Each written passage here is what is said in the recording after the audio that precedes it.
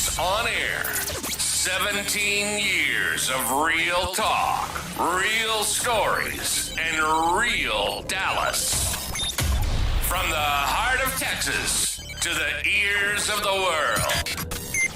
This is Dallas on air.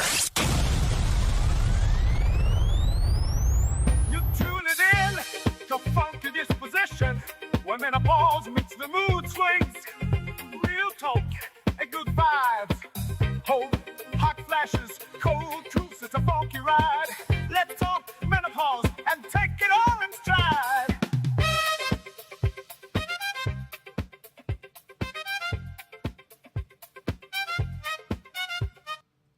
Hello, welcome to Funky's Disposition. I am your host, Trina Stoker. And today we will be talking about muscle twitches, muscle aches, and joint aches. But first and foremost, as always, I always have to thank God. I thank God for giving me this idea so I can be able to bring this information to you all about our experiences and just different information about menopause that can be able to help someone out there that's going through this, and to also navigate you women and gentlemen through it to make it a little bit better for you. So today I was supposed to have a guest. Her name was Kara, and I don't know if she's going to be on or not. She's out of country, out of state, and this is pretty much where we at. So what I'm going to do is start the show, and I'm going to start it with questions, answers, and pretty much going to be very informative to you all. It might be a short show because I'm winging this by myself, so be patient with me, and I thank you. So first question is, what exactly causes muscle weakness and joint pain during menopause? So what can cause it is lower estrogen, which lead to less flexible joints and increased inflammation. Dehydration can lead to it also. I can tell you, dehydration can lead to muscle aches and joints. It was one point that I did no drinking of water, but I drank a lot of coffee, which is not good. And my brother is a wellness person, and so if they heard that, they would probably shoot me and kill me and whatever. Oh, and my mom too. So dehydration can tend to weaken the muscles. Your body gets all tight, and your body will react the way that it is going to act when you don't have enough water in you. So yes, dehydration can hurt you. So can hormonal changes, especially the drop in estrogen, directly affect muscle strength and joint flexibility? Yes. Why do some women experience muscle twitches or spasms during menopause? Well, it is because of the decline in estrogen and progesterone levels, which disrupt muscle function and nerve activity. Stress, magnesium deficiency, and weight gain puts more strain on the muscles and the joints. So these things can really, these things, oh Lord, I just got lost. Hold on, I'm sorry, y'all. Okay, so my next one is, are these symptoms temporary or can they become long-term if left unmanaged? Yes, sometimes. Most menopause symptoms are temporary, but some, like bone density loss, can become long-term. Health risks if unmanaged, long-term health risks if unmanaged, due to decreased estrogen. Yes, due to decreased estrogen levels. It can last from a few years to over a decade. I don't know about y'all, but I am not trying to have any long-term symptoms to last a decade. I hope and I pray, and I hope and pray for you all ladies that's going through perimenopause and menopause, that your symptoms won't last a decade, even though I have heard that sometimes it can, but I really hope it doesn't, because just going through some of this stuff that we have now, it is not fun at all. So how can someone tell if their joint pain is related to menopause or something more serious like arthritis? Well, One, you have to go get a medical evaluation to be able to tell those things. Menopausal joint pain may be more generalized and can have a more sudden onset, while arthritis, particularly osteoarthritis, often develops gradually and may affect specific joints like the hands and feet more severely. I could say myself, I noticed with I'll start having like this pain up here in my shoulders. And normally I don't. And since since I started the show, I have pretty much went through a lot of the symptoms, except not a full hot flash, but I do get them sometimes. But since I started this show and the questions that I've been asking to my guests and the things that they've been going through, I have been experiencing it. I don't know if that's the way it just happened to go that, oh, I'm going to experience it because I'm doing this show or whatnot. But I can tell you the muscle stiffness and the joint pain, the muscle weakness, I can say in my right hand, I have experienced muscle weakness. And it's came while I was shampooing a client. It just seemed like I couldn't manipulate the person's scalp as much as I normally could with the left hand. And so I'm starting to notice that. I don't know what that's from, but we're going to try to figure it out and get into that. Well, I know it is from menopause, but we're going to figure out and try to solve that. So how do muscle loss and stiffness impact daily movement or physical confidence for menopausal women? So it reduces mobility, weaken balance, and cause pain, which can mess with the physical confidence and make you less independent, which can cause fear of injury and decrease self-esteem. I've had a lady tell me that with her body going through muscle aches and stiffness, she didn't feel like she didn't want to come out. She wanted to kind of stay inside and kind of clam up. And I told her, I said, no, I said, don't do that. I said, you need to get out. I said, and the reason why you need to get out is because you need to move more. When you move more, that causes a natural lubrication in your body. So moving your joints, doing your exercises, that's going to help you a lot. If you kind of just stay to yourself and you just sit down and just be to yourself, it's not going to do anything but help you make it worse. So it will harm you. Your body will start to tend to get more stiff, and it's going to be harder to get out of that than to get into it. So please make sure you move. And make sure you exercise and make sure you're taking the right things on the supplements to make your body stay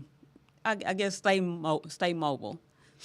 So our next question is menopause related?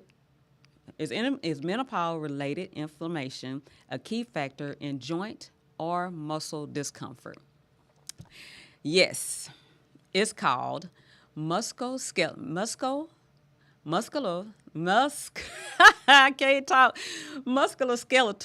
syndrome of menopause, which I didn't know that was a thing. The primary cause is a drop in estrogen, which has protective, anti-inflammatory effects throughout the body, increased pain, sensitivity, accelerated cartilage breakdown. It affects the tendons and ligaments, lower muscle mass, poor sleep, and stress. So these things are a key factor in joint and muscular discomfort. Do diet and hydration play a role in muscle twitches and cramping during this stage? Yes. As I told you before, dehydration can cause or worsen muscle cramps. A balanced diet rich in magnesium, potassium, and protein can also help, while lack of these nutrients can contribute to spasms. Be mindful of alcohol. So alcohol is a diuretic, and it can cause dehydration. So also, if you drink a lot of coffee also, and that is if you drink a lot of coffee also, it can tend to weigh on you and cause different things with the dehydration. We think that, it's liquid. coffee is liquid, alcohol is liquid. It should be able to hydrate us. No, not necessarily. Also, you start feeling really dry. If you don't get enough, with having low estrogen, it would tend to make you very dry. Your moisture level is not up. And when you don't drink the water, guess what? You're double dry. And that's going to make you even more itchy, which I have found that. I found that out. I had an itching spell one day because I did not have enough hydration in my body. So itching in my back, itching in my head, itching everywhere. Child, when I tell you I almost wanted to take this weave off my head because I was itching so bad, yeah, the dehydration is real, and the moisture level for us is very real. So yeah, make sure you increase your hydration. Increase your protein and consider supplements. How much does lack of sleep or stress intensify these symptoms? So sleep deprivation and high stress levels can make your body tend to feel like it's locking up. Your shoulders will be all up to your neck and everything. And the time you will just need, and in time you will be tense and you'll start feeling tense. Even in your rest time, you'll feel tense. I have had that happen to me also. My sleep was affected at different times, pretty much in the beginning of the menopause. And I felt myself start to be like this, and I had to make myself pull my shoulders down. Another thing that happened was I started feeling myself kind of lump over, or my shoulders start rolling forward instead of having it back.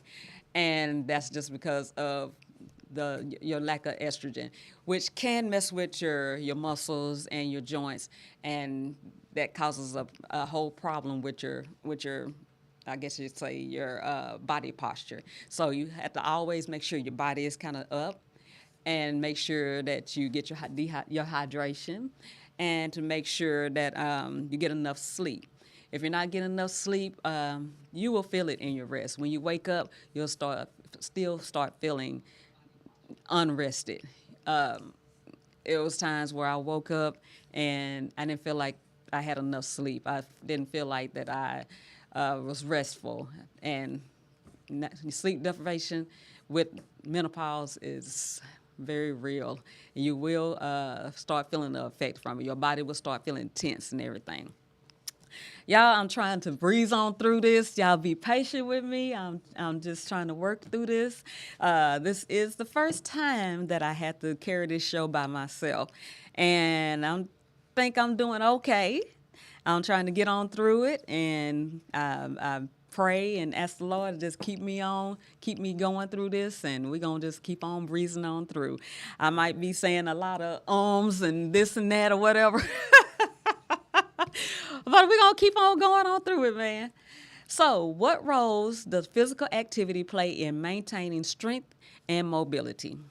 So it is crucial. It combats age-related muscle and bone loss, improving balance, strength training, aerobic exercises, balance, and flexibility work is most effective. For counteracting, is most effective for counteracting the muscle loss.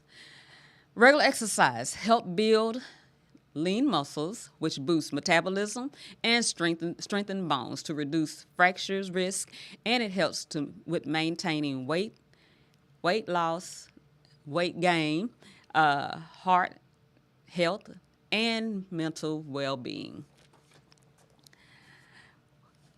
What are the best exercises or stretches for easing muscle weakness or joint pain during menopause? So, you have Pilates, bands, your body weight exercises, low impact aerobics, walking, and swimming. Myself, I like walking. I like walking a lot. The bands, I do that a little bit. Body weight exercises, look, y'all, I just discovered that I can start back squatting again because I had, at one point in time, I had a lot of weight on me. And with that, it was very hard for me to do squats and do anything that had to do with me bending my knees. So I avoided it, period. But now I just discovered the other day, even though I might have to hold on to something, but I have now discovered that I can do my squats, and I'm doing pretty good with that. And my knees haven't locked up, I haven't fell over, so I'm doing real good with that. I also noticed that I need to start back doing weights, especially for my back and my shoulder. And the reason why, like I said, when you notice that you start having issues up here with your muscles for your back and your shoulder, it's best, or rolling over, it's best to start doing like weights, and that can help you with your back and shoulder. Weights for your back and weights for your shoulder. That can help you get that back up where you can get your posture back together. Are there specific supplements like magnesium, calcium, or vitamin D they may help reduce muscle spasm or pain? Yes, magnesium is good for muscle cramps. Vitamin D3 and calcium is also good for overall muscle and bone health. How important is hormone replacement therapy in managing these symptoms? Well, it can help. It's not a cure, and it's also not for everyone. Myself, I am not on any HRT medicines or anything like that. I try to do supplements, but a lot of times I'm not a pill person, so I don't like taking pills. I do have a vitamin that's a liquid vitamin that I do take, and it have all the D3, the magnesium, and everything in it. So I do tend to take that one when I remember, because the brain fog is not good for me sometimes. So I do try to remember that. But sometimes it's also me just kind of rushing around, trying to rush out the house, and I tend to forget to take my vitamins. So make sure you do some type of supplement that can help your body. But for myself, HRT, I haven't seen that I need to go that route yet. I know there are a lot of women out there that are that is doing that route. So please, if that's something that you need to take, then go ahead and go to your doctor and consult your physician about that. Also, I didn't let you all know that I am not a physician. So I am here just to help and give my experience and from my research on things to help others. So this is why I am here, just to help, not to give you a diagnosis or anything like that. So, can alternative therapies like acupuncture, massage, or heat therapy offer real relief? It can help. Acupuncture can help reduce inflammation. Massage helps improve blood flow, reduce muscle tension, and releases endorphins. Y'all, it's been a while since I had a massage, so I really do need to get on it and go get another one. I have this little massage thing that I have at home. Plug it up, and you put it on your shoulder, and it just massages. It does a trick. It will do the trick, but it's nothing like just having a set of hands on your shoulders and your back to be able to get all that out of you, so you can get more of a release. I miss those massages, y'all, so I need to go and get me some. Also, acupuncture, I haven't tried that. I don't know if that's really effective or not. I have read and researched that it is effective. Maybe I will try that out to see. Also, with massages, it helps with improved blood flow. It reduces muscle tension, and it releases endorphins. Heat helps relax the muscles, but it's like it does help really relax the muscles, but it's kind of like you need to kind of like stay under the heat. I could say during like the shower time, I will get under the hot water and just stand there, go from the middle of my back to each side, and just let the water just run on my muscles. Now, it does help temporarily, but you're pretty much going to have to go back in and put the heat back on you. Or use biofreeze. If you use some biofreeze, that also can help with relax your muscles also. Y'all talking about relaxing muscles, child. When I tell you my muscles is up right now because I am doing this show by myself, honey, I am trying to keep my shoulders down. My engineer over there, he's so helpful. I love him, y'all. He's so helpful. But my muscles is really up right now because I can tell you right now I am in a stressful situation. And we are talking about stressful situations. I am in one right now. But I'm going to keep on and breeze on through this, y'all. So what self-care routines can women build into their daily lives to help keep muscles and joints healthy? Well, as I said, exercises, good nutrition, stress management, and hydration and rest, which I am going to get hydrated and rest after this show today so I can manage my stress from this. Why do you think muscle and joint issues are less talked about compared to hot flashes and mood swings? Well, it's a historical focus on it, and the cultural stigmas around aging surrounds aging because there are things seen and most talked about. No one wants to talk about muscles and joints because they will say you're old or it's something that you got to get used to or whatever. But the truth is, when you're going through low estrogen, your body will tend to go through this. This is why it is important to go to a doctor so you can be able to pinpoint if it's arthritis, which they're saying it's the age thing, or if it's due to menopause, which that also can be an age thing because as we get older, our body tends to lose the estrogen.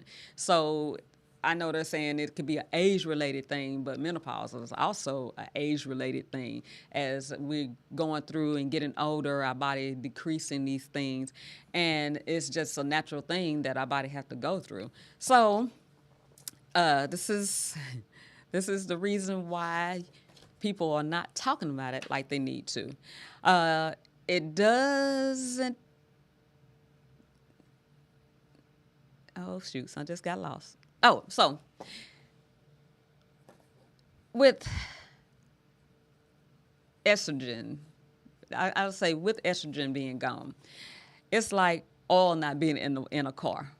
When you don't have oil in the car, it's kind of like clickety-clack, and then eventually it'll break down. That's the same thing like with estrogen. If you don't get any help for your body and your estrogen being low, your body is going to be like clickety-clack. You're going to start feeling your bones getting brittle. You're going to start feeling your body getting brittle. You're going to feel your body getting achy.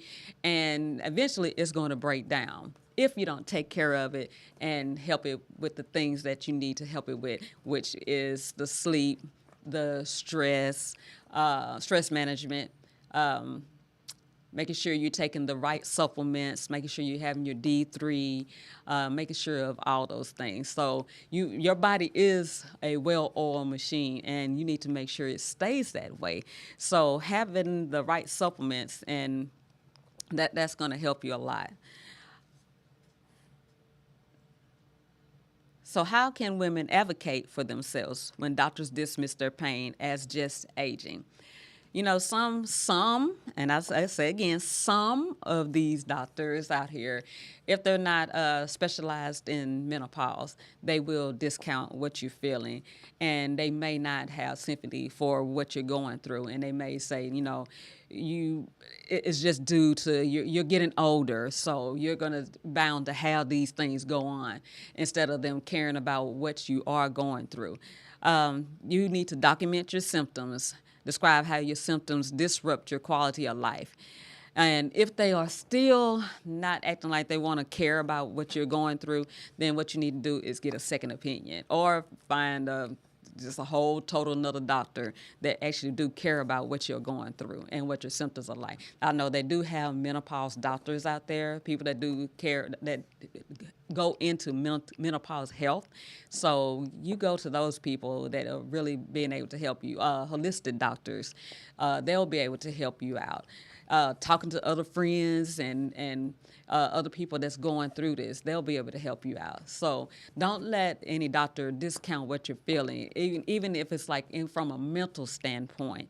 Don't let them discount that, because that all ties into menopause. So you don't want them to discount. You don't want them to discount that, because your feelings are important and they do matter.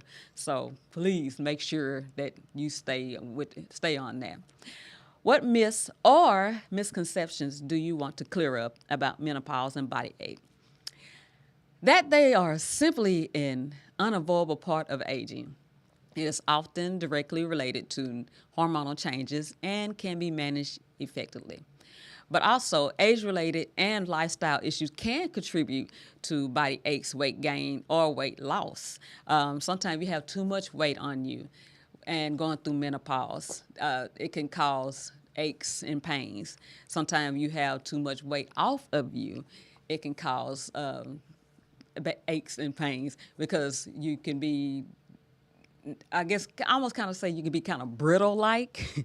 Your body is not moving like it need to. So make sure you manage your weight where it can be not too much under, but not too much over, that is kind of like in the just right stage, so that way you can get the optimal health out of your body. Also, underlying conditions, decreased muscle mass, sickness. Sometimes sickness can contribute to contribute to your muscles being weak, or being twitchy, or your joints being achy. So also you have to be, again, go to your doctor, make sure everything is okay with your sickness. You're not sick, or it's not a sickness that's causing all those things. Make sure that they do the right type of tests to make sure that it is menopausal. And the way to make sure that they need to check to see if you're you're going through menopause is you need to make sure they do a hormone panel. Sometimes they'll just say, I'm going to check your blood, but they don't do a hormone panel. Make sure they are doing a hormone panel. So make sure you say that to them so they can know, hey, I need to check this. I need to go through and do the check of everything to make sure that it is menopause related. Every woman do not go through this. Every woman do not have issues with their muscles and their joints and the achies and all that. There's some women, they just go through the hot flash, or some women go through the inner ear ringing. It goes so deep. So one woman might have one thing and some other woman might have another thing. That's why I'm here to just go over different things that somebody might be having, or you could start having.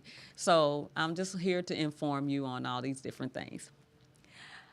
Are there early warning signs women should watch for that indicate muscle or joint issues may be developing? Well, watch out for inflammation, stiffness, weakness, widespread or localized aches and pain, weakness and reduced endurance, reduced mobility, changes in the body composition, and increased injuries. For myself, what gave me the warning was the pain I started having in my shoulder. That started giving me a warning that, okay, something going on with my joints and my muscles, which let me know that I need to increase something or decrease something. I need to increase on supplements maybe, or whatever I eat that has the vitamins in it that my body is lacking. So that did let me know that. Also, what I guess I really didn't have inflammation. I guess you could call it inflammation with my shoulders being sore or whatnot. So I guess you could call that inflammation. But I would say also, sometimes when you walk, your leg just kind of just give out off under you. That is a indication, or nothing going on with your body, and all of a sudden this pain just shoot through. That's another indication that, okay, body's changing. Something might be going on with my joints. Something might be going on with my muscles. Like I said, me shampooing and my right hand just start feeling weak or whatnot. that's letting me know that, okay, I need to change some things in my body. Maybe increase my hydration. If you're having problems like that, and try to increase your hydration. Stress management. Watch out for that. It's too much stress can do too much to your body, and it start making it break down. So you do need to manage that. Resting. I know as women and as gentlemen also that we are going through life, and as I say, life is lifing, and you're trying to keep up with your children, and your children have activities, you have activities. If you're self-employed, you're trying to keep this going or whatnot, and that tends to weigh on the body. And so what you're going to have to do is make sure that you do take off the days that you need to get your body back to one.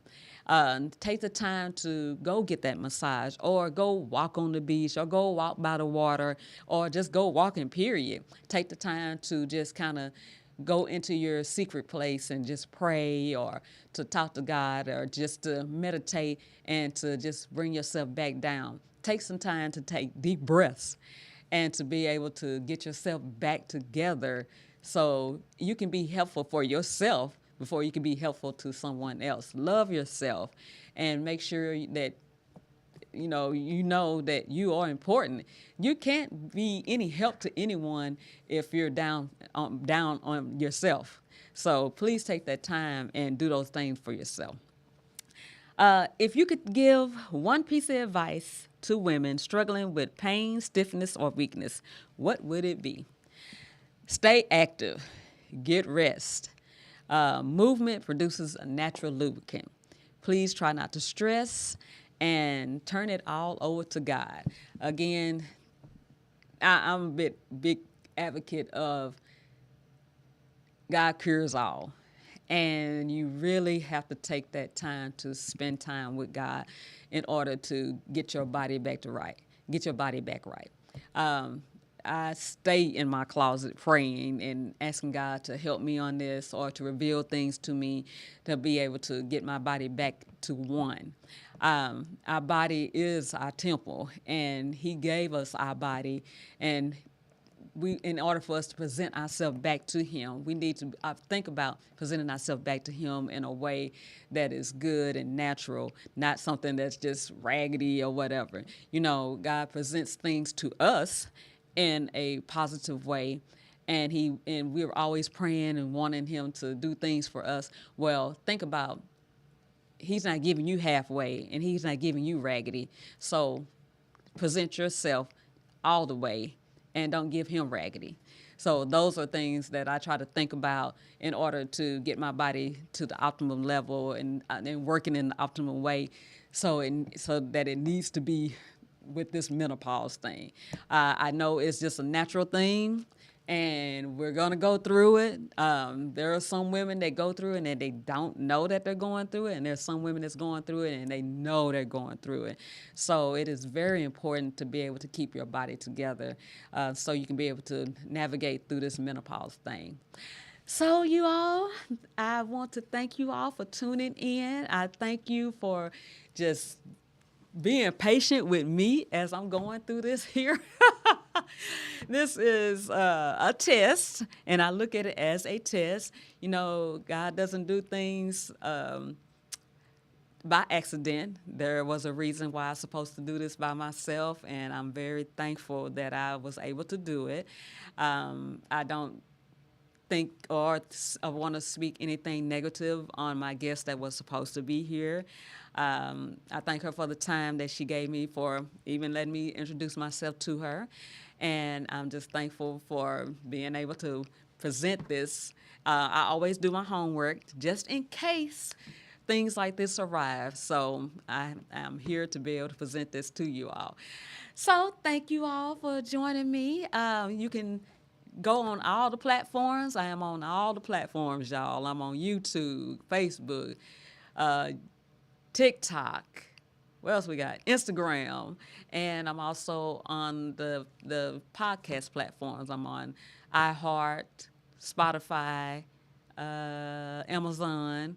So just look me up, y'all. Funky's Disposition. And again, I thank you for being here, and I thank you for taking your time to be with me, because time is the most important thing that you can give someone. So other than that, we will be back on air November the 6th, and it is to be determined who my guest is. So thank you all, and be easy. You tune it in to Funky Disposition, where menopause meets the mood swings. Real talk and good vibes. Hope, hot flashes, cold truths, it's a funky ride.